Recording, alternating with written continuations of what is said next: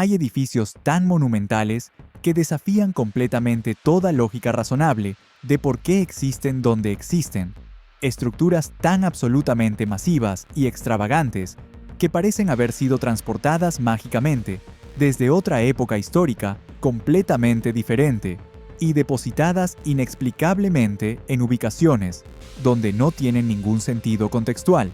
Mansiones tan obscenamente grandes y tan insanamente costosas que incluso para los estándares extremos de riqueza de la Edad Dorada estadounidense, cuando millonarios competían descaradamente construyendo palacios cada vez más elaborados, representaban excesos que hacían que observadores contemporáneos quedaran literalmente sin palabras ante la magnitud de recursos desperdiciados. Y la mansión privada más grande jamás construida en toda la historia de Estados Unidos. Un château francés del Renacimiento trasplantado imposiblemente a las montañas de Carolina del Norte, conteniendo 250 habitaciones distribuidas en 16.600 metros cuadrados de espacio habitable interior, más sótano masivo adicional, construida a costo estimado de más de $5 millones, en dinero de 1.890, equivalente aproximadamente a $160 millones actuales, ajustados por inflación para una sola familia, que la ocuparía estacionalmente apenas unos meses cada año. Es Biltmore Estate, creación absolutamente desproporcionada de George Washington Vanderbilt II, heredero tímido introvertido de 30 años de la fortuna ferroviaria más grande de Estados Unidos, quien decidió construir palacio privado en ubicación remota de Asheville, Carolina del Norte, literalmente en medio de montañas, Apalaches a kilómetros de cualquier ciudad importante, porque le gustaba el clima templado de montaña y la privacidad aislada que ubicación remota proporcionaba, permitiéndole escapar de presiones sociales de élite de Nueva York, donde su familia prominente era constantemente escrutinizada públicamente. Pero detrás de las torres de piedra caliza impresionantes, detrás de los jardines formales meticulosamente diseñados, extendiéndose kilómetros, detrás de la fachada de elegancia aristocrática europea que Biltmore proyectaba intencionalmente, se esconde una historia oscura de explotación laboral brutal, muerte de trabajadores encubierta deliberadamente, comunidades locales destruidas permanentemente, recursos naturales devastados irreversiblemente y legado complejo problemático de desigualdad extrema que persiste hasta hoy contemporáneo, más de 130 años después de que primera piedra fuera colocada ceremoniosamente en 1889. Pero antes de sumergirnos profundamente en los secretos oscuros que Biltmore Estate ha guardado durante más de un siglo, en las muertes de trabajadores que fueron deliberadamente ocultadas de registros públicos para evitar escrutinio, en las tácticas despiadadas usadas para adquirir miles de hectáreas de tierra de granjeros locales que fueron forzados efectivamente a vender o enfrentar ruina económica, en los salarios de pobreza pagados a cientos de trabajadores de construcción mientras millones eran gastados en mármol italiano y tapices flamencos medievales, en el impacto ambiental devastador de talar bosques vírgenes centenarios para crear vistas panorámicas para ventanas de mansión, en cómo la construcción de Biltmore transformó permanentemente economía local, creando dependencia en turismo que persiste problemáticamente hasta hoy, en los escándalos familiares que fueron encubiertos exitosamente durante décadas, y en cómo exactamente esta mansión obscenamente grande representa tanto el pináculo de la Edad Dorada estadounidense como sus peores excesos morales que eventualmente generarían revolución progresista contra desigualdad extrema. Ayúdame a seguir creando estos documentales exhaustivos, profundamente investigados, que exploran historia arquitectónica con honestidad completa, sin sanitización. Dale like a este video para que el algoritmo lo recomiende activamente a más personas genuinamente interesadas en historia real no censurada. Sigue el canal para más investigaciones documentadas meticulosamente sobre arquitectura monumental y las historias oscuras que esconde, y activa la campanita de notificaciones para recibir alertas inmediatas cuando publiquemos nuevos documentales exhaustivamente investigados con fuentes primarias verificables. Y dime honestamente en los comentarios sin autocensura, porque esta pregunta es absolutamente crucial para entender cómo nos relacionamos con riqueza extrema históricamente. ¿Crees que construcciones como Biltmore representan logros arquitectónicos admirables que deben ser celebrados como patrimonio cultural? ¿O son monumentos obscenos a desigualdad inmoral que nunca debieron ser construidos y que deberíamos recordar críticamente como advertencias históricas sobre excesos de capitalismo sin restricción? Déjame tu respuesta completamente sincera en los comentarios, porque esta tensión entre admiración estética y crítica moral de riqueza extrema es central a cómo entendemos historia de Edad Dorada estadounidense. Carolina del Norte. En 1888, ese estado predominantemente rural agrario, con economía basada principalmente en cultivo de tabaco, algodón textil y agricultura de subsistencia en pequeñas granjas familiares, todavía recuperándose económicamente lentamente de devastación de guerra civil, que terminó apenas 23 años antes, en 1865, dejando sur estadounidense empobrecido y políticamente marginado.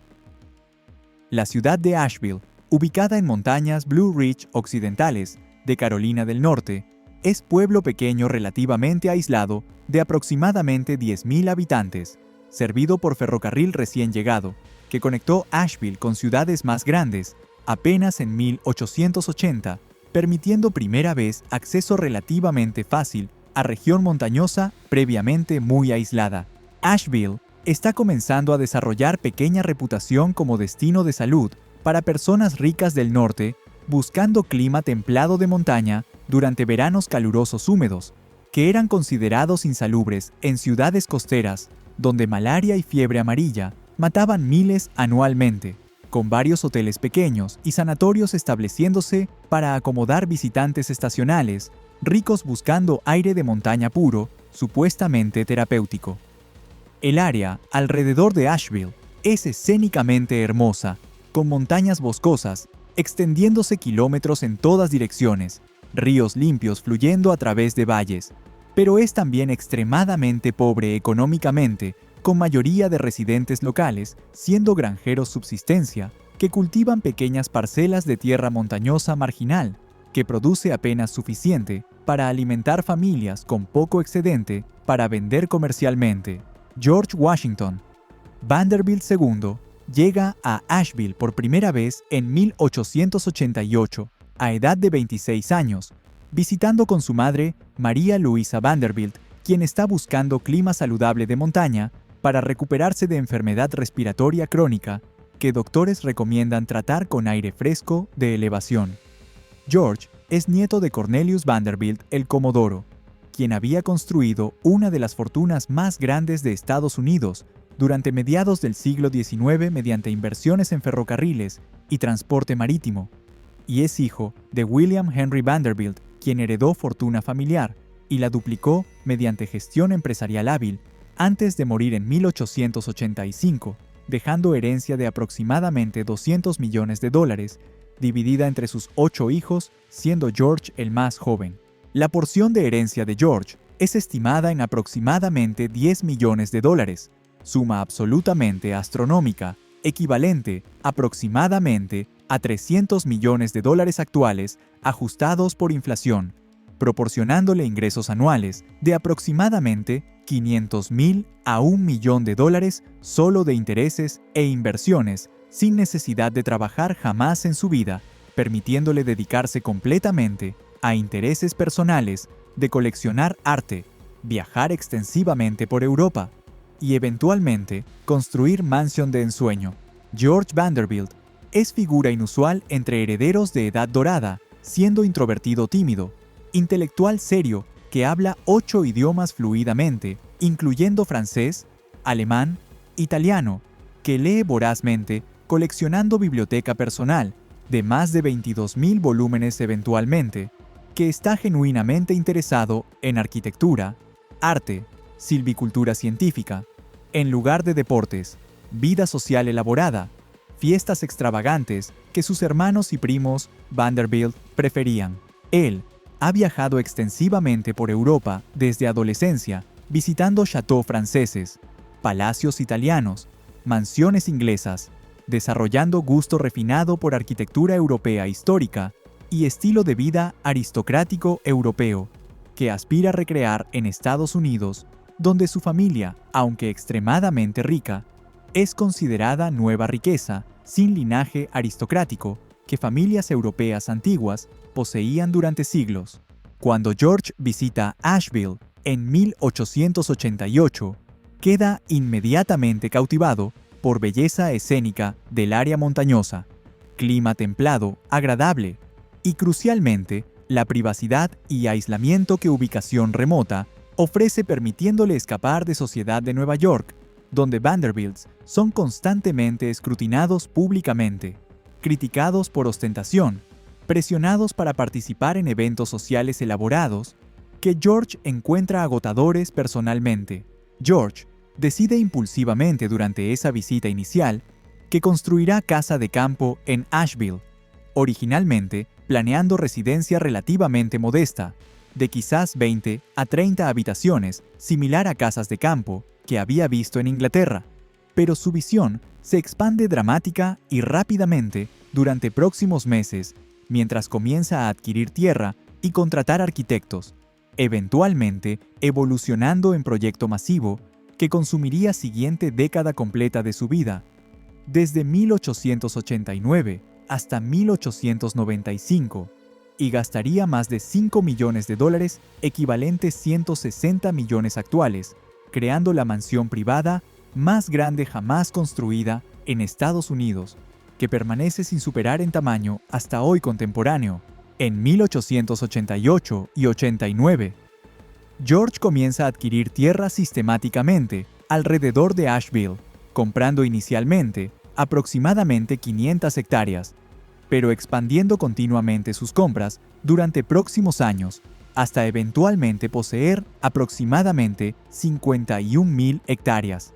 área aproximadamente del tamaño de Washington, D.C. completo, transformando efectivamente región entera alrededor de su mansión planeada en dominio privado personal, donde controla absolutamente todo el paisaje visible desde ventanas de mansión, asegurando que ningún desarrollo no autorizado arruine sus vistas panorámicas cuidadosamente diseñadas. El proceso de adquisición de tierra es documentado escasamente en registros históricos, pero evidencia disponible sugiere que George y sus agentes usaron tácticas agresivas para adquirir propiedades de granjeros locales, que inicialmente no querían vender tierras familiares ancestrales. Los agentes de Vanderbilt ofrecían inicialmente precios que parecían generosos a granjeros pobres, típicamente $3 a $5 por hectárea, cuando tierra marginal de montaña valía quizás $1 o $2 por hectárea en mercado abierto. Pero cuando propietarios rechazaban ofertas iniciales, esperando razonablemente negociar precios más altos, agentes comenzaban tácticas de presión económica, incluyendo comprar propiedades adyacentes, rodeando completamente granjas resistentes, bloquear acceso a caminos públicos forzando granjeros a cruzar propiedad de Vanderbilt para alcanzar sus propias tierras, usar influencia política para aumentar impuestos sobre propiedades específicas que se resistían a vender, y en algunos casos documentados, amenazar con procedimientos legales de dominio eminente, argumentando falsamente que tierra era necesaria para proyectos de infraestructura pública, aunque realmente era para uso privado de Vanderbilt. Estas tácticas eventualmente forzaron a mayoría de propietarios resistentes a vender aceptando precios que Vanderbilt dictaba efectivamente unilateralmente, porque alternativa era ruina económica mediante aislamiento y presión legal continua. Algunos granjeros que vendieron reportaron posteriormente en entrevistas de historia oral, años después, que se sintieron efectivamente despojados de tierras familiares, mediante coerción económica apenas legal,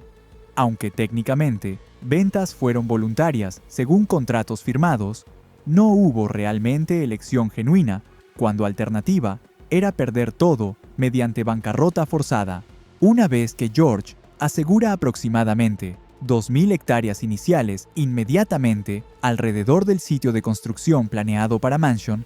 contrata al arquitecto Richard Morris Hunt en 1888. el mismo arquitecto prominente que había diseñado Tribune Building icónico en Nueva York, mansión de mármol de Alva Vanderbilt en Newport llamada Marble House, de Alva Vanderbilt en Newport llamada Marble House, y numerosos otros proyectos prestigiosos para familias extremadamente ricas de edad dorada, estableciéndolo como arquitecto favorito de élite estadounidense que aspiraba a grandeza europea. Hunt tiene 61 años en 1888, altura de su carrera profesional distinguida, y salta entusiastamente a oportunidad de diseñar mansions sin restricciones presupuestarias, donde cliente le dice específicamente que no se preocupe por costos, sino solo por crear algo extraordinario arquitectónicamente que rivalizará con chateaux más grandes de Francia que ambos admiran. Hunt viaja con George extensivamente por Francia, durante 1888, visitando chateaux del Valle del Loira, incluyendo Chambord, Chenonceau, Blois, estudiando meticulosamente su arquitectura renacentista francesa, tomando mediciones detalladas, haciendo bocetos extensivos, fotografiando fachadas elaboradas, todo para informar su diseño para Biltmore, que será esencialmente síntesis y amplificación de elementos arquitectónicos que Hunt considera más bellos de tradición chateau francesa. El diseño final que Hunt presenta a George en 1889 es absolutamente masivo, superando dramáticamente cualquier mansión privada previamente construida en Estados Unidos. La mansión contendrá 250 habitaciones totales, incluyendo 35 dormitorios para familia y invitados, 43 baños completos con plomería moderna avanzada, 65 chimeneas decorativas, cada una diseñada únicamente, 3 cocinas separadas, incluyendo cocina principal masiva en sótano, cocina secundaria para preparación de comidas ligeras, cocina de repostería especializada para hornear pan y pasteles, biblioteca de 2 pisos conteniendo eventualmente más de 22.000 volúmenes, convirtiéndola en una de las bibliotecas privadas más grandes de Estados Unidos, sala de banquetes de 21 metros de largo, con techo de 22 metros de altura, apropiada para entretener docenas de invitados simultáneamente, piscina interior en sótano, gimnasio equipado, bolera de 4 carriles, salón de billar, observatorio astronómico en torre, invernadero, masivo adjunto de temperatura controlada para cultivar plantas tropicales exóticas durante invierno de montaña, y docenas de habitaciones de servicio incluyendo lavandería industrial, despensas múltiples, bodegas de vino subterráneas, cuartos de sirvientes en piso superior y sótano, cuartos de almacenamiento masivos. El espacio habitable interior total será aproximadamente 16.600 metros cuadrados de superficie de piso, sin incluir sótano adicional masivo, que agrega aproximadamente otros 4.000 metros cuadrados de espacio utilizable para servicios y almacenamiento, creando total de aproximadamente 20.600 metros cuadrados de espacio interior construido, área equivalente aproximadamente a 4 canchas de fútbol americano, completas encerradas bajo mismo techo masivo. La fachada exterior está diseñada en estilo chateau renacentista francés, elaborado con torres cilíndricas en esquinas, techos empinados de pizarra, buhardillas ornamentadas, chimeneas decorativas elaboradas emergiendo de techo como esculturas, todo construido en piedra caliza, indiana de color beige. Claro que será transportada literalmente 1.000 kilómetros desde canteras, en Indiana, hasta Asheville, por ferrocarril, porque George insiste en usar piedra caliza, consistente de alta calidad, en lugar de piedra local de Carolina del Norte, que Hunt considera arquitectónicamente inferior en color y trabajabilidad. La fachada frontal principal mide aproximadamente 91 metros de ancho, altura máxima desde terreno hasta punto más alto de torre, es aproximadamente 36 metros, creando presencia visual masiva que domina completamente paisaje circundante, siendo visible desde kilómetros de distancia en días claros, cuando se destaca dramáticamente contra montañas verdes boscosas del fondo, creando yuxtaposición surrealista de arquitectura francesa formal contra naturaleza salvaje de montañas Apalaches. Simultáneamente, con contratación de Hunt para diseñar Mansion, George contrata a Frederick Law Olmsted en 1888 para diseñar terrenos y jardines circundantes. Olmsted es arquitecto paisajista más famoso de Estados Unidos, habiendo diseñado Central Park en Nueva York con Calvert Vaux, Prospect Park en Brooklyn, terrenos del Capitolio de Estados Unidos en Washington, D.C., Sistema de Parques de Boston y docenas de otros proyectos públicos y privados importantes, estableciéndolo como fundador esencialmente de profesión de arquitectura paisajista en Estados Unidos. Olmsted tiene 66 años en 1888, semi-retirado debido a salud declinante, pero acepta comisión de Biltmore porque escala del proyecto lo fascina ofreciendo oportunidad de crear paisaje diseñado a escala sin precedentes en propiedad privada. Olmsted visita sitio en Asheville repetidamente durante 1888 y 89, caminando extensivamente por miles de hectáreas que George ha adquirido, estudiando topografía, drenaje natural, vegetación existente, vistas panorámicas desde ubicaciones diferentes, desarrollando plan maestro comprensivo para transformar paisaje completo. El plan de Olmsted es extraordinariamente ambicioso, incluyendo jardín formal elaborado inmediatamente adyacente a mansión con parterres geométricos, fuentes ornamentadas, estatuaria importada de Europa, todo diseñado en estilo jardín francés formal simétrico apropiado para Chateau, extendiéndose aproximadamente 150 metros desde fachada sur de mansión. Más allá de jardín formal, Olmsted diseña área de transición de aproximadamente 40 hectáreas de césped ondulado estilo parque inglés, con árboles ornamentales plantados individualmente y en grupos pequeños, creando vistas pintorescas cuidadosamente compuestas desde ventanas de mansión. Más allá de área de parque Olmsted, planea arboreto experimental, donde especies de árboles de todo el mundo serían plantadas sistemáticamente para estudiar cuáles prosperarían en clima de Carolina del Norte, concepto que interesa particularmente a George, quien está fascinado con botánica y silvicultura científica emergente. Y más allá de Arboreto Olmsted, propone crear primer bosque gestionado científicamente de Estados Unidos en aproximadamente 40.000 hectáreas de tierra forestal que George posee, contratando foresters profesionales entrenados en métodos europeos de silvicultura sostenible para gestionar bosques para producción de madera a largo plazo, mientras mantienen salud ecológica, concepto revolucionario en Estados Unidos, donde bosques eran típicamente talados completamente sin replantación ni gestión sostenible. Para implementar plan forestal ambicioso, Olmsted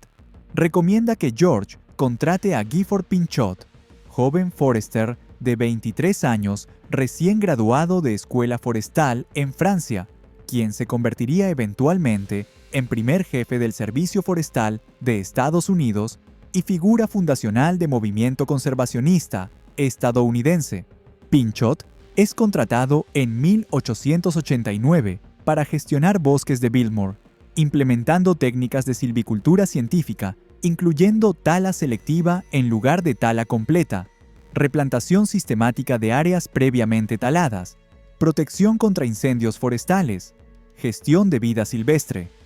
El trabajo de Pinchot en Biltmore establecería modelos que influirían desarrollo de política forestal nacional estadounidense durante décadas subsiguientes, aunque irónicamente, este trabajo progresista de conservación era posible solo porque millonario rico poseía privadamente área masiva de tierra, permitiendo experimentación a largo plazo que no sería económicamente viable en tierras privadas normales operadas para ganancia a corto plazo. La construcción de Biltmore House comienza oficialmente en 1889, después de que sitio es nivelado y preparado mediante trabajo masivo de movimiento de tierra que requiere literalmente meses de trabajo de cientos de trabajadores, usando palas, picos, carretillas, explosivos para nivelar aproximadamente 16 hectáreas de terreno montañoso irregular, creando plataforma nivelada suficientemente grande para mansión masiva y jardines formales circundantes inmediatos. Este trabajo de preparación de sitio es extraordinariamente peligroso, especialmente el uso de explosivos de dinamita para romper formaciones rocosas grandes que no pueden ser removidas manualmente. Y registros fragmentarios sugieren que al menos 3 trabajadores murieron durante fase de preparación de sitio cuando explosivos detonaron prematuramente o cuando rocas inestables colapsaron aplastando trabajadores debajo, aunque estas muertes nunca fueron reportadas oficialmente en prensa local porque George Vanderbilt y sus gerentes de construcción querían evitar publicidad negativa que pudiera crear oposición local al proyecto o atraer inspectores de seguridad laboral gubernamentales que pudieran retrasar construcción con regulaciones que en realidad apenas existían en Carolina del Norte de 1889, donde protecciones laborales eran prácticamente inexistentes y trabajadores no tenían derechos significativos. Las familias de trabajadores muertos fueron compensadas con pagos únicos pequeños de aproximadamente $50 a $100 cada una, suma que aunque significativa para familias pobres, era fracción minúscula de lo que compensación justa por muerte debería haber sido, y fueron requeridas firmar documentos renunciando cualquier reclamación legal futura contra Vanderbilt o contratistas de construcción como condición para recibir estos pagos miserables, efectivamente comprando silencio de familias afligidas mediante coerción económica, cuando alternativa era no recibir nada absolutamente. Una vez que sitio está preparado adecuadamente, construcción de mansión misma comienza con colocación ceremonial de piedra angular en septiembre de 1889, en presencia de George Vanderbilt, Richard Morris Hunt, Frederick Law Olmsted y pequeño grupo de asociados cercanos pero sin ceremonia pública, elaborada porque George prefiere privacidad evitando atención pública innecesaria. La construcción de Billmore emplearía aproximadamente 1,000 trabajadores en pico máximo de actividad durante 1893, haciendo proyecto el empleador individual más grande en toda región de Asheville, transformando economía local instantáneamente, creando demanda masiva de trabajadores de construcción, artesanos especializados, trabajadores no calificados, todos necesarios para completar proyecto en escala sin precedentes en sur rural de Estados Unidos. La fuerza laboral de construcción es dividida jerárquicamente en categorías distintas con salarios dramáticamente diferentes, reflejando jerarquías de habilidad y clase social rígidas de época.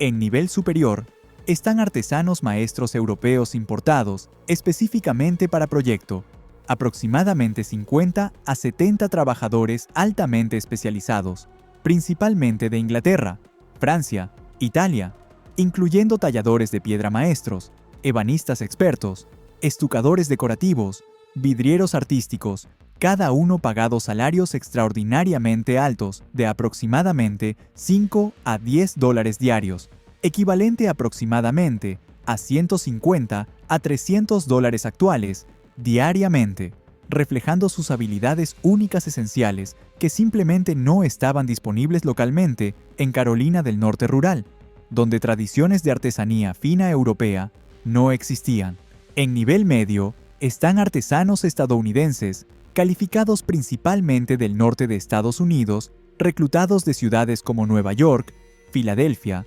Boston, aproximadamente 200 trabajadores, incluyendo carpinteros experimentados, albañiles calificados, plomeros certificados, electricistas entrenados, herreros competentes, cada uno pagado aproximadamente $2,50 a $4 diarios, equivalente aproximadamente a 75 a $120 actuales. Salarios razonables para trabajo calificado de época que permitían mantener familias modestamente, pero no acumular ahorros significativos. Y en nivel inferior más grande están trabajadores no calificados locales de Carolina del Norte, aproximadamente 700 a 800 hombres en pico, principalmente granjeros pobres blancos de montañas circundantes y afroamericanos liberados de esclavitud apenas 25 años antes, realizando trabajo manual pesado, no especializado, incluyendo cavar cimientos, mezclar concreto, transportar materiales pesados, limpiar escombros, todos los trabajos más peligrosos físicamente y más agotadores corporalmente, pagados miserablemente aproximadamente 75 centavos a $1 con 25 centavos diarios, equivalente aproximadamente a 20 a 35 dólares actuales, salarios de pobreza que apenas permitían subsistencia básica y ciertamente no permitían ningún ahorro o seguridad económica. Esta disparidad salarial masiva, donde artesanos europeos importados ganaban literalmente 10 veces más que trabajadores locales, no calificados por día de trabajo, refleja jerarquías raciales y de clase de época, pero también creó resentimiento significativo entre trabajadores locales que veían riqueza masiva siendo gastada en mansión ornamentada, mientras ellos trabajaban duramente por salarios miserables que los mantenían en pobreza perpetua. Las condiciones de trabajo en sitio de construcción de Biltmore eran brutales, según todos los estándares incluso de época, cuando regulaciones de seguridad laboral eran prácticamente inexistentes y trabajadores tenían pocas protecciones legales contra explotación. Trabajadores laboraban típicamente 10 a 12 horas diarias, 6 días por semana, totalizando 60 a 72 horas semanales de trabajo, físicamente agotador, sin tiempo extra compensado, sin días de enfermedad pagados, sin seguro de salud, sin compensación por lesiones laborales, excepto en casos más extremos de muerte, o incapacidad permanente, donde familias podrían recibir pagos mínimos únicos, como mencionado anteriormente. Durante invierno de montaña, cuando temperaturas frecuentemente caían bajo 0 grados Celsius, trabajadores exteriores continuaban trabajando en condiciones congelantes sin ropa adecuada de abrigo, que mayoría no podía permitirse con salarios miserables, resultando en casos frecuentes de congelación de extremidades, hipotermia, enfermedades respiratorias que mataban o incapacitaban permanentemente a trabajadores sin compensación adecuada para familias dependientes. Durante verano caluroso húmedo, cuando temperaturas excedían regularmente 35 grados Celsius con humedad sofocante, trabajadores sufrían agotamiento por calor, deshidratación severa, golpes de calor que eran frecuentemente fatales, cuando trabajadores colapsaban y no recibían atención médica apropiada porque no había médico en sitio permanentemente y hospital más cercano estaba kilómetros distante en Asheville, requiriendo transporte que frecuentemente llegaba demasiado tarde para salvar vidas. Los registros de construcción preservados fragmentariamente en archivos de Biltmore Estate, que fueron abiertos parcialmente a investigadores históricos solo en años 1980, revelan que hubo al menos 12 muertes documentadas de trabajadores durante construcción entre 1880 y 9 y 1895,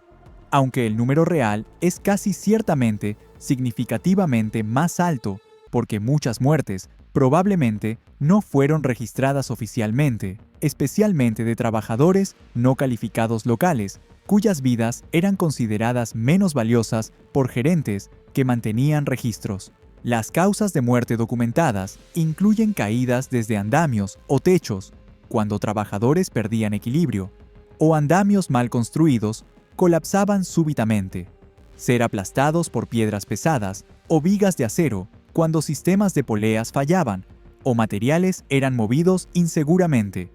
Electrocución, cuando sistema eléctrico experimental del edificio mal instalado energizaba estructuras metálicas inesperadamente. Asfixia en espacios confinados del sótano, donde ventilación era inadecuada. Explosiones de calderas de vapor, cuando presión no era monitoreada apropiadamente. Y enfermedades contraídas en sitio, incluyendo neumonía, tuberculosis, disentería que se propagaban rápidamente en barracones superpoblados, insalubres, donde trabajadores vivían en condiciones miserables sin saneamiento adecuado. Los trabajadores de construcción vivían en campamento temporal construido aproximadamente 1,5 kilómetros de mansión en progreso, campamento que en pico de construcción albergaba aproximadamente 800 hombres en barracones de madera, largos estrechos, sin aislamiento apropiado, sin calefacción adecuada en invierno, sin ventilación suficiente en verano, con literas apretadas, donde hombres dormían prácticamente encima de otros sin privacidad ninguna,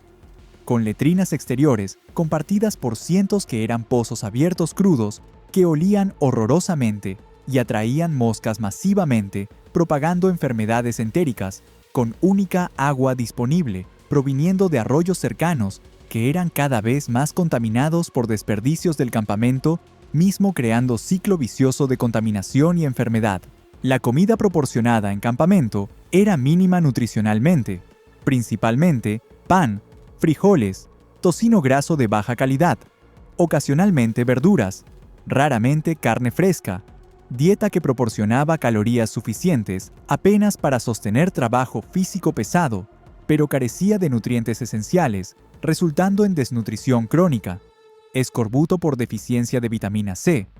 pelagra por deficiencia de niacina, condiciones que debilitaban sistemas inmunológicos de trabajadores, haciéndolos más susceptibles a enfermedades infecciosas que circulaban constantemente en campamento superpoblado. Trabajadores que se enfermaban seriamente o se lesionaban permanentemente eran típicamente despedidos inmediatamente porque no podían trabajar productivamente y eran reemplazados fácilmente por flujo constante de nuevos trabajadores desesperados por empleos en economía rural deprimida, donde oportunidades eran escasas extremadamente, creando incentivo perverso para trabajadores de ocultar enfermedades o lesiones, trabajando incluso cuando estaban físicamente incapacitados, para evitar perder empleos y salarios que familias dependían desesperadamente para sobrevivir.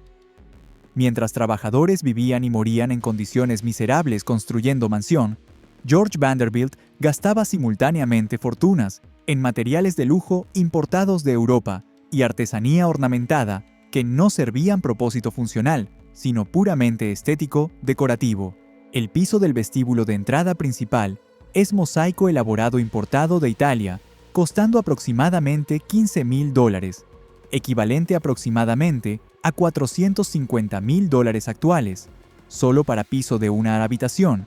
suma que habría empleado 30 trabajadores no calificados locales durante año completo a salarios prevalentes, pero en lugar fue gastada en decoración que mayoría de visitantes ni siquiera notarían particularmente. Las chimeneas a lo largo de Mansion son talladas en mármol importado de canteras en Italia, Francia, cada una costando aproximadamente $3,000 a $10,000 dependiendo de complejidad de tallado, totalizando aproximadamente $200,000 solo en chimeneas decorativas, equivalente aproximadamente a 6 millones actuales, cuando chimeneas funcionales, simples de piedra local, habrían servido propósito de calefacción igualmente bien a fracción del costo, permitiendo que recursos ahorrados fueran usados para mejorar condiciones de trabajadores o pagar salarios más justos. Los techos de múltiples habitaciones son cubiertos con paneles de madera tallada elaboradamente importados de Inglaterra, costando aproximadamente $50,000 totales, equivalente aproximadamente a 1.500.000 actuales, puramente por apariencia estética aristocrática europea que George admiraba de sus viajes, cuando techos de yeso pintado habrían sido igualmente funcionales a décimo del costo. La biblioteca personal de George eventualmente contendrá más de 22,000 volúmenes, muchos de ellos primeras ediciones raras, manuscritos iluminados medievales, incunables del siglo XV, colección valuada en aproximadamente $200,000 en 1895, equivalente aproximadamente a 6 millones actuales, inversión masiva en libros que George disfrutaba personalmente, pero que representaba más que salarios anuales totales, combinados de todos los trabajadores no calificados empleados durante construcción durante 6 años completos. Los tapices flamencos medievales que George compra para decorar paredes de sala de banquetes y salones principales cuestan aproximadamente $100,000 colectivamente,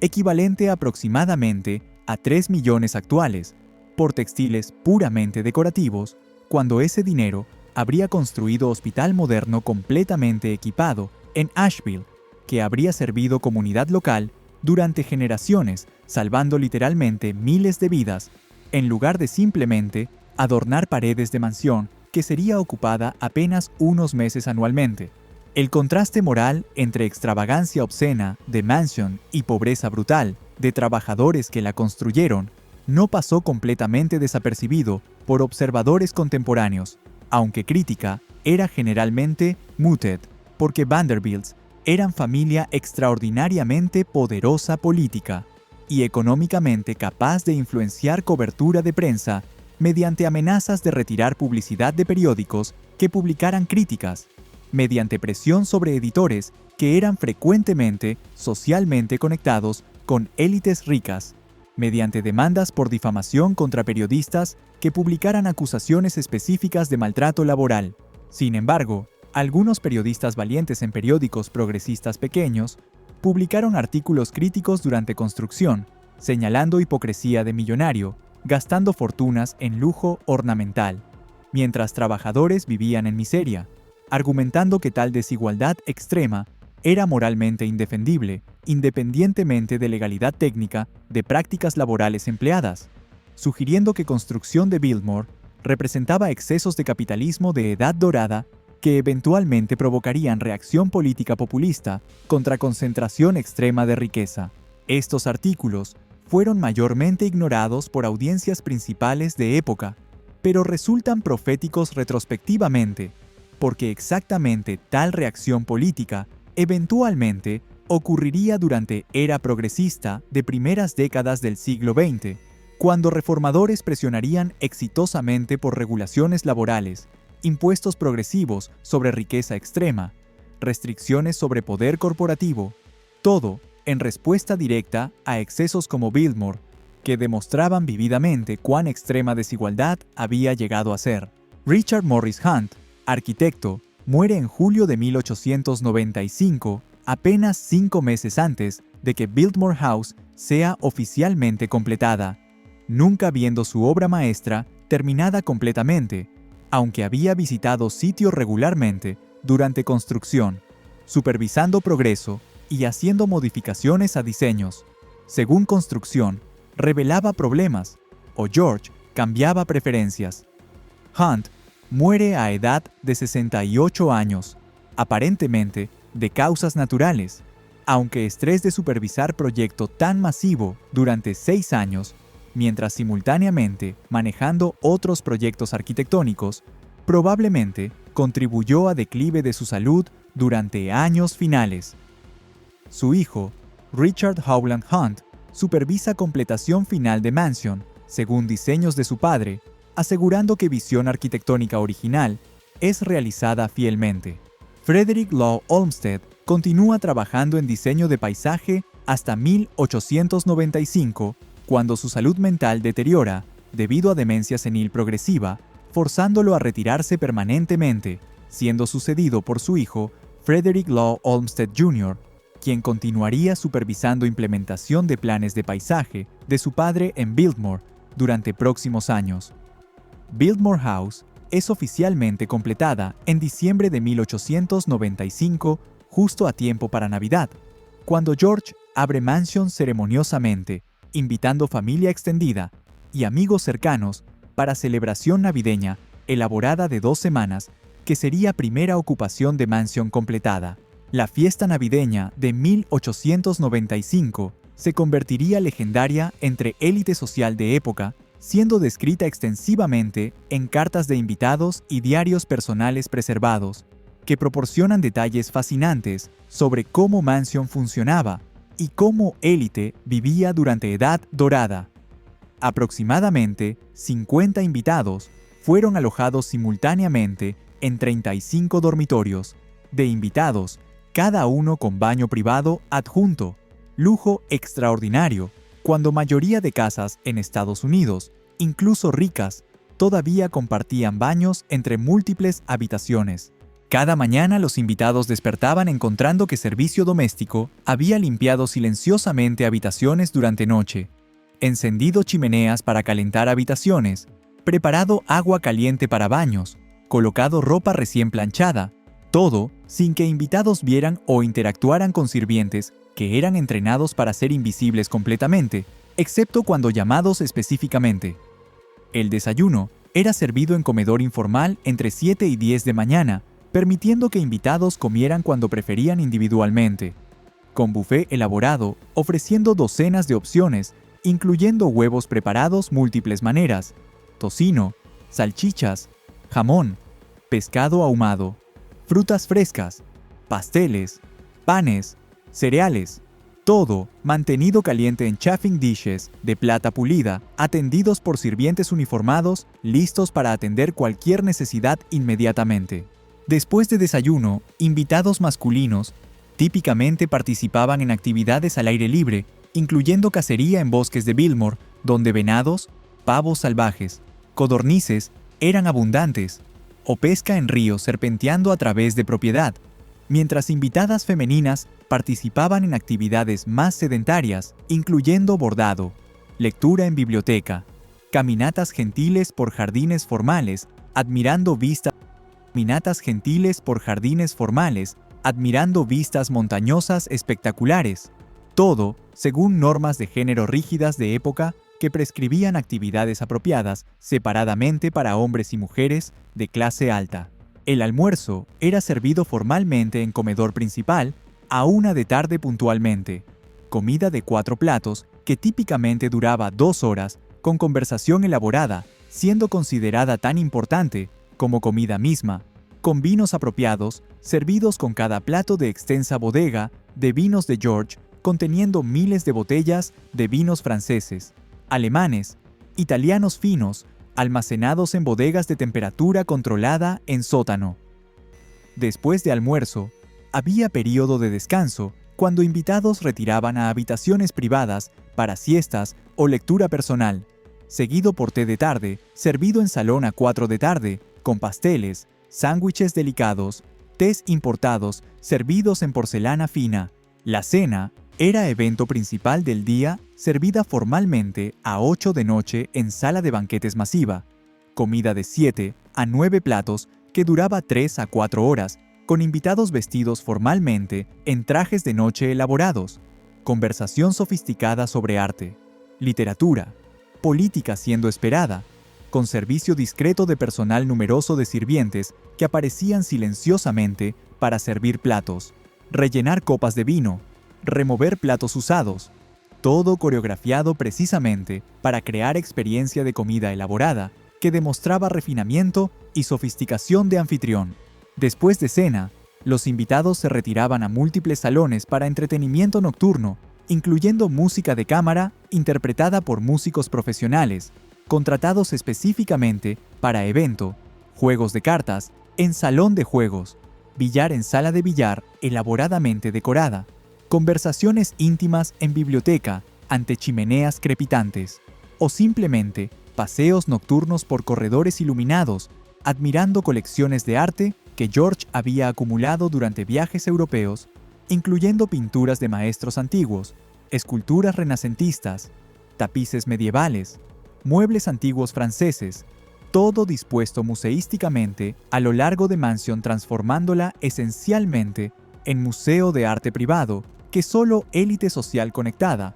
podía visitar jamás. La Navidad de 1895 en Biltmore presentó árbol de Navidad masivo de aproximadamente 11 metros de altura, erigido en vestíbulo central de 3 pisos, decorado elaboradamente con velas reales encendidas que creaban riesgo significativo de incendio, pero eran consideradas esenciales para efecto estético apropiado de época, con regalos caros intercambiados entre invitados, incluyendo joyas, libros raros encuadernados en cuero, obras de arte, todo envuelto elaboradamente y dispuesto ceremoniosamente bajo árbol. La celebración navideña incluyó villancicos cantados por coro contratado de Asheville, lecturas de Charles Dickens interpretadas dramáticamente por actor profesional traído desde Nueva York específicamente para ocasión, y banquete navideño extraordinariamente elaborado, con ganso asado, pavo, jamón, docenas de platos acompañantes, múltiples postres, todo servido en vajilla de plata maciza y porcelana fina importada especialmente de Europa para ocasión. Pero incluso durante esta celebración navideña extravagante, George Vanderbilt estaba comenzando a enfrentar realidades económicas problemáticas de mantener estate masivo que había creado. El costo anual de operar Biltmore Estate, incluyendo salarios para aproximadamente 80 sirvientes residentes permanentes, mantenimiento de mansión y terrenos, impuestos sobre propiedad, seguros, servicios públicos, era aproximadamente $150,000 a $200,000 anuales, equivalente aproximadamente a 4,5 a 6 millones de dólares actuales, suma astronómica que consumía mayoría de ingresos anuales de George de aproximadamente $500,000 de inversiones heredadas, dejándole relativamente poco para gastos personales adicionales o expansión de colecciones de arte que disfrutaba, situación financiera que era cómoda, ciertamente, según cualquier estándar normal, pero restrictiva para alguien acostumbrado a gastar sin limitación alguna durante años de construcción, cuando fortuna heredada parecía ilimitada. Adicionalmente, los impuestos federales sobre ingresos que fueron introducidos por primera vez en Estados Unidos mediante 16ª enmienda constitucional en 1913 comenzaron a erosionar fortuna de George significativamente, especialmente después de que tasas impositivas fueron aumentadas dramáticamente durante Primera Guerra Mundial para financiar esfuerzo bélico, reduciendo sus ingresos netos disponibles sustancialmente. George se casa en junio de 1898, a edad de 36 años, con Edith Stuyvesant Dresser, mujer de 25 años de familia respetable, pero no extremadamente rica de Nueva York, quien había conocido durante viaje a Europa. La boda es ceremonia relativamente privada modesta en París, con solo familia cercana presente, reflejando preferencia de George por privacidad, evitando espectáculos sociales elaborados que sus hermanos y primos Vanderbilt favorecían. George y Edith regresan a Biltmore después de luna de miel europea extendida, estableciendo residencia permanente allí, aunque continuarían viajando extensivamente a Nueva York estacionalmente y Europa frecuentemente. En agosto de 1900, hija única, Cornelia Stuyvesant Vanderbilt nace en Biltmore, heredera que eventualmente heredaría estate completo después de muertes de sus padres, convirtiéndose en figura central en historia de Biltmore durante siglo XX, supervisando su eventual transformación de residencia privada en atracción turística comercial. La vida familiar de George y Edith en Biltmore durante primeros años del siglo XX es relativamente tranquila, aislada. George pasando tiempo extensivamente en biblioteca, leyendo vorazmente en múltiples idiomas, gestionando operaciones forestales de estate que producían madera comercialmente, aunque no suficientemente rentable para cubrir costos operacionales totales de estate, coleccionando arte continuamente, aunque más selectivamente que previamente, debido a restricciones presupuestarias crecientes, y ocasionalmente entreteniendo invitados, aunque menos frecuentemente y menos elaboradamente que durante años iniciales, cuando Mansion era novedad excitante. George Washington Vanderbilt II muere súbitamente en marzo de 1914, a edad de 51 años aparentemente de complicaciones, después de cirugía de apendicitis en Washington, D.C., donde estaba visitando. Muerte que fue choque para familia, porque George había sido generalmente saludable sin enfermedades crónicas conocidas, y su muerte prematura dejó Edith viuda a 40 años con hija de 13 años, heredando estate masivo, que era cada vez más difícil mantener financieramente. Edith asume gestión de Biltmore Estate, demostrando habilidad gerencial considerable que George había carecido, implementando economías operacionales, reduciendo personal de servicio doméstico de 80 a aproximadamente 40 empleados, ahorrando salarios significativos, vendiendo aproximadamente 43,000 hectáreas de tierras forestales al gobierno federal en 1914 y 1915 por aproximadamente $5 por hectárea, generando aproximadamente $215,000 necesitados urgentemente. Tierras que eventualmente se convertirían en Pisgah, National Forest, preservando bosques permanentemente bajo gestión federal. Prevención contra desarrollo comercial destructivo, que habría ocurrido inevitablemente bajo propiedad privada, necesitando generar ganancias. Esta venta masiva de tierra redujo tamaño de Biltmore Estate de aproximadamente 51.000 hectáreas originales a aproximadamente 8.000 hectáreas alrededor de Mansion inmediatamente, tamaño que era todavía masivo según cualquier estándar, pero más manejable financieramente que extensión original, que había sido fundamentalmente insostenible económicamente para propiedad privada familiar, sin generar ingresos suficientes de agricultura o silvicultura para cubrir costos operacionales. Durante Primera Guerra Mundial, de 1914 a 1918, Edith abre Biltmore House parcialmente para albergar obras de arte invaluables evacuadas de museos de Washington, D.C., incluyendo pinturas de National Gallery, temiendo que podrían ser atacadas si Alemania lanzara ataques submarinos contra costa este estadounidense. Aunque tales ataques nunca se materializaron, la precaución reflejaba ansiedades de época sobre vulnerabilidad de Estados Unidos.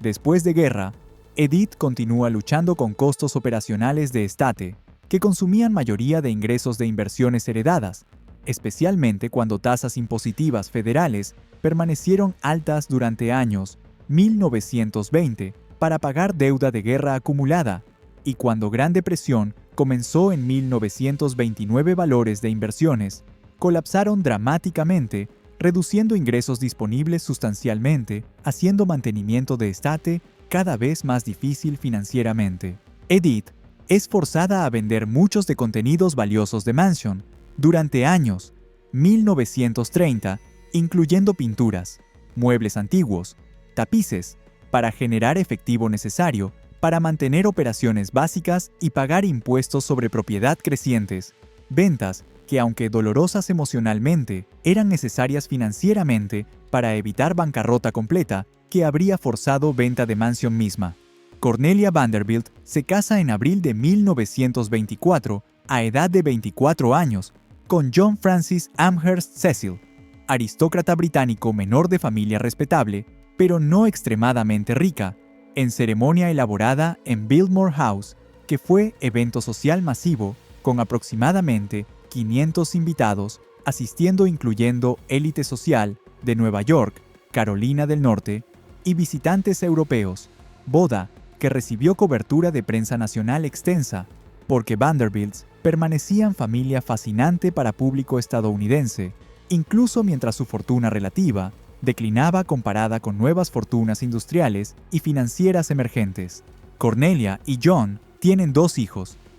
George Henry Vanderbilt, Cecil nacido en 1925, y William Amherst Vanderbilt, Cecil nacido en 1928, ambos criados en Biltmore durante sus primeros años, aunque familia pasaba tiempo considerable viajando entre Carolina del Norte y Inglaterra, manteniendo conexiones con familia Cecil británica. Sin embargo, matrimonio de Cornelia y John se deteriora durante años, 1930, resultando en separación en 1932 y eventual divorcio en 1934, separación que fue escandalosa según estándares de época, cuando divorcio era todavía relativamente raro, especialmente entre familias de clase alta que valoraban respetabilidad social, aunque detalles específicos de ruptura matrimonial fueron mantenidos privados exitosamente, con familia usando influencia para minimizar cobertura de prensa de asuntos personales. Después de divorcio, Cornelia se muda permanentemente a Europa, dejando sus 2 hijos bajo custodia de su padre, John, quien continúa residiendo en Biltmore, con niños criándolos allí durante el resto de sus infancias. Cornelia se casa nuevamente en 1949 con Guy Baer, pintor británico, y nunca regresa a vivir en Biltmore permanentemente, aunque visita ocasionalmente. Alejamiento que fue doloroso, aparentemente para Edith, quien había esperado que Cornelia continuaría tradición familiar de residir en Biltmore y eventualmente asumiría gestión de estate, preservándolo para futuras generaciones Vanderbilt. Edith Vanderbilt Continúa viviendo en Biltmore hasta su muerte en diciembre de 1958, a edad de 86 años, habiendo gestionado Estate durante 44 años después de muerte de George, período durante cual transformó operación fundamentalmente de residencia privada, puramente consumidora de riqueza, en empresa semicomercial, que generaba algunos ingresos mediante operaciones agrícolas, silvicultura y, crucialmente, comenzando a abrir mansión a turistas pagantes, limitadamente, durante años 1930. La decisión de abrir Biltmore House al público pagante fue impulsada por necesidad económica desesperada durante Gran Depresión, cuando ingresos de inversiones colapsaron y Estate enfrentaba bancarrota potencial si nuevas fuentes de ingresos no podían ser desarrolladas rápidamente. En 1930, Edith y John Cecil comenzaron ofreciendo tours limitados de mansión, cobrando $1 por persona. Suma modesta, pero significativa, cuando multiplicada por miles de visitantes curiosos que venían anualmente queriendo ver mansión legendaria sobre la que habían leído en revistas. Tours que inicialmente incluían solo habitaciones principales de piso principal, con áreas privadas familiares, permaneciendo cerradas a visitantes, preservando alguna privacidad para familia que continuaba residiendo en partes de mansión. Estos tours tempranos generaban aproximadamente $50,000 a $75,000 anuales, ingresos modestos pero importantes que ayudaban a cubrir costos operacionales básicos, aunque no suficientes para cubrir completamente todos gastos de mantenimiento de estructura masiva que requería reparaciones constantes costosas. Durante Segunda Guerra Mundial, de 1941 a 1945, Biltmore House fue cerrada a turistas completamente y nuevamente usada para almacenar obras de arte invaluables evacuadas de National Gallery en Washington, D.C., incluyendo pinturas maestras como retratos de George Washington por Gilbert Stuart, estatuas valiosas, documentos históricos incluyendo Declaración de Independencia y Constitución, que fueron almacenadas en bóvedas especialmente construidas en sótano de Biltmore, protegidas contra bombardeos potenciales, aunque tales ataques contra territorio continental estadounidense nunca ocurrieron, siendo amenaza puramente teórica. Artículos que permanecieron en Biltmore hasta 1944, cuando quedó claro que Alemania no tenía capacidad de atacar Estados Unidos continental directamente. Después de Guerra Turismo, a Biltmore se expandió dramáticamente cuando automóviles se volvieron más accesibles para clase media estadounidense, permitiendo viajes recreacionales por carretera, que no habían sido posibles previamente, cuando transporte dependía de ferrocarriles costosos, y cuando semana laboral de 40 horas y vacaciones pagadas se volvieron estándar para trabajadores sindicalizados durante años 1950, creando tiempo libre para recreación que clase trabajadora previamente no tenía, democratizando turismo que previamente había sido privilegio principalmente de ricos. William Cecil, hijo menor de Cornelia, asume gestión operacional de Biltmore Estate en 1960, después de graduarse de universidad con título en negocios, trayendo mentalidad empresarial moderna a operaciones que habían sido gestionadas tradicionalmente según modelos aristocráticos, anticuados europeos, que no eran apropiados para realidades económicas de Estados Unidos de siglo XX, donde estates privados simplemente no podían sobrevivir sin generar ingresos comerciales sustanciales. William transforma Biltmore agresivamente de residencia privada, que permitía turismo limitado, en atracción turística comercial completa, que generaba ingresos masivos mediante admisiones, ventas en tienda de regalos, restaurante en sitio, eventos especiales, bodas comerciales en jardines, todo comercializando agresivamente historia y arquitectura de mansión. Bajo gestión de William, visitación anual a Biltmore se expandió de aproximadamente 50,000 visitantes en 1960 a más de 1,000,000 de visitantes anuales en años 2000,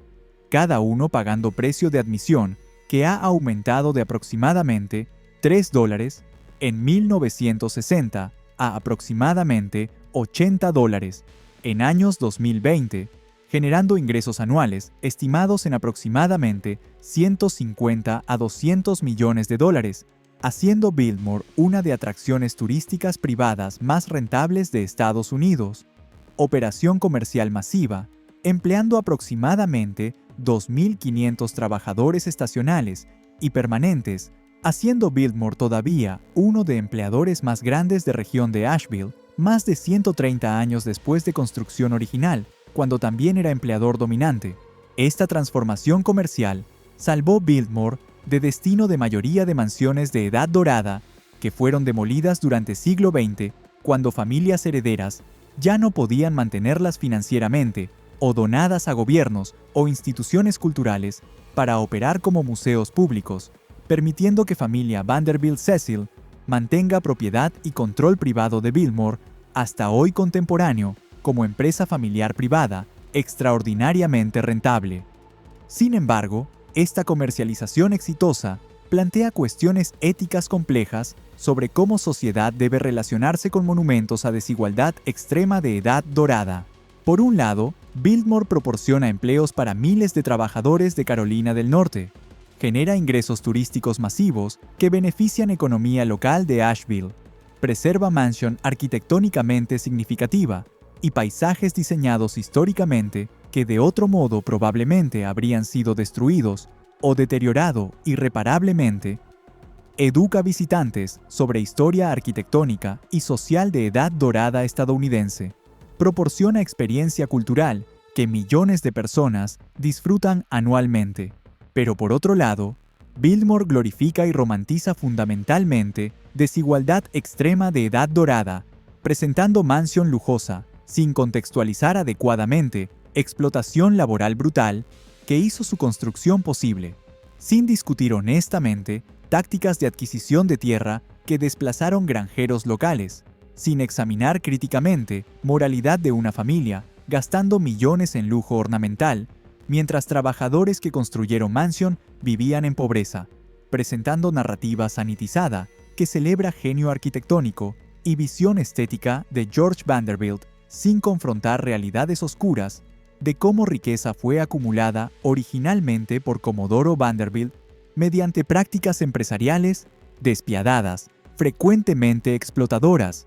y cómo fue gastada por herederos en excesos que beneficiaban solo élite minúscula, mientras mayoría de estadounidenses vivían en condiciones económicas precarias. Los tours actuales de Biltmore enfatizan fuertemente belleza arquitectónica, colecciones de arte, innovaciones tecnológicas de mansión como sistema eléctrico temprano, refrigeración mecánica, calefacción central, presentando estas características como logros admirables de ingeniería y diseño que deben ser apreciados estéticamente.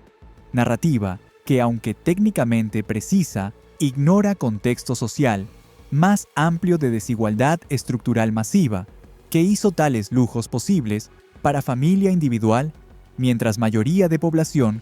carecía de necesidades básicas. Los guías turísticos mencionan típicamente que aproximadamente 1,000 trabajadores construyeron Biltmore, pero raramente discuten condiciones laborales específicas, salarios pagados, muertes que ocurrieron, disparidades entre lujos gastados en decoración versus compensación de trabajadores, presentando construcción como hazaña técnica impresionante sin examinar costos humanos que implicó.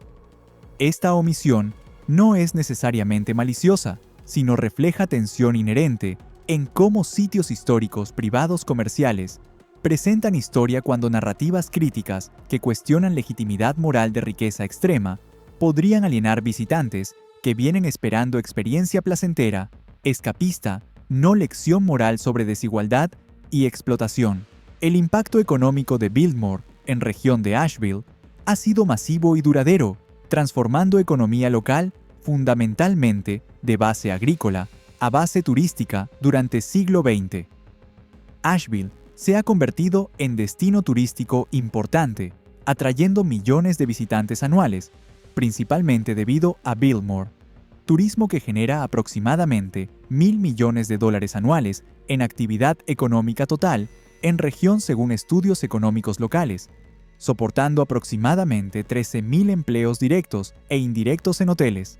restaurantes, tiendas, atracciones relacionadas que existen principalmente para servir turistas visitando Biltmore. Esta dependencia económica en turismo tiene aspectos positivos proporcionando empleos y ingresos que no existirían de otro modo en región montañosa rural, sin muchas otras oportunidades económicas, pero también tiene aspectos negativos, incluyendo creación de empleos, principalmente en sector servicios de salario, bajos sin beneficios, inflación de precios de vivienda, haciéndola inasequible para residentes locales de largo plazo, forzando gentrificación,